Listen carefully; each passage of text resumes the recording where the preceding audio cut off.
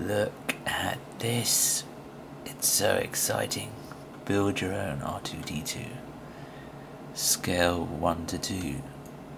So half as big, allegedly, as the real R2D2. It's got working parts and it even claims to have the holograph projector.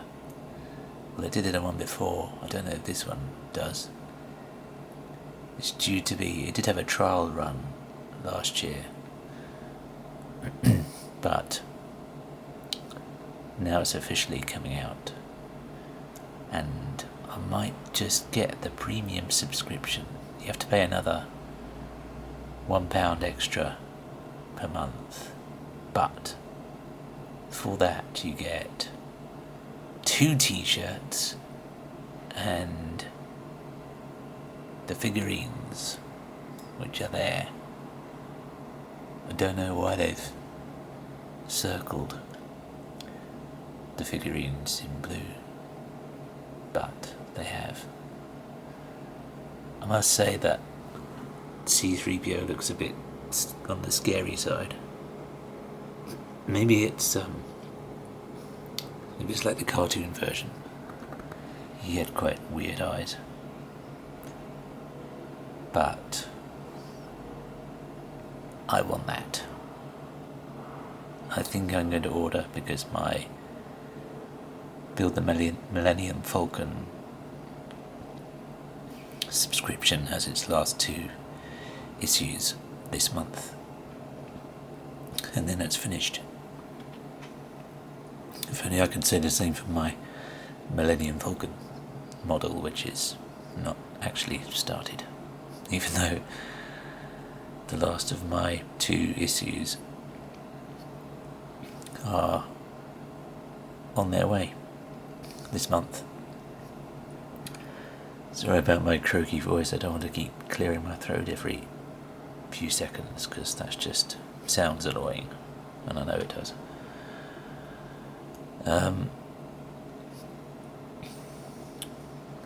But I'm going to get that. The mug looks good. I'd never wear the hat. No. This USB, it looks very good, but it's actually seriously unreliable because I used one that I got with my Star Wars helmets collection.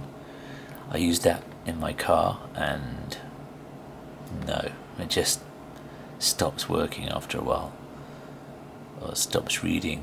It reads so much data and then it just stops reading the data and doesn't work anymore. So not really interested in that, but I might give it to a charity shop actually.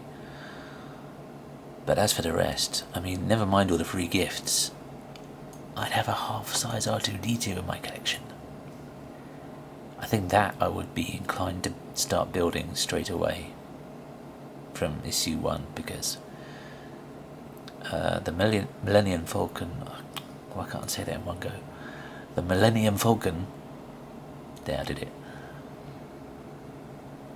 That is really difficult because you have to, well, you don't have to, but it's far more satisfying to look at if you paint the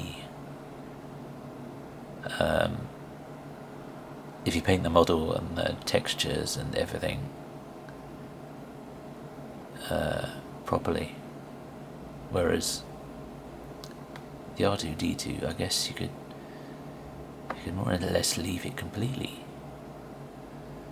or just weather it slightly depending on how you wanted it to look, because sometimes he's really nice and shiny and clean, and sometimes he's all mucky when he's been on adventures.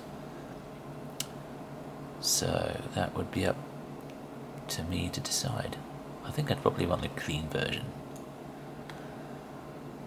I could always buy a little model of him looking weathered, and I think the figurine is a bit weathered, yeah, around the feet. There you go. I think that's weathering anyway. So this is my next project, and I might even, because you're all so honoured, I might even upload some videos of that being made. Don't think I'm going to be able to resist this one, because it's just so iconic. It's the equivalent of build your own C-3PO, but that'll probably never happen. There's one that there's another Star Wars one that is on the way, but this is confirmed by DeAgostini in person to me at Star Wars Celebration, but she said she couldn't tell me what it is, so I have to wait and see for that. But I'm excited. So as soon as my last issues of Build the Millennium Falcon, I cracked it. As soon as they show up at work, then I'll set about budgeting for this. I can't wait.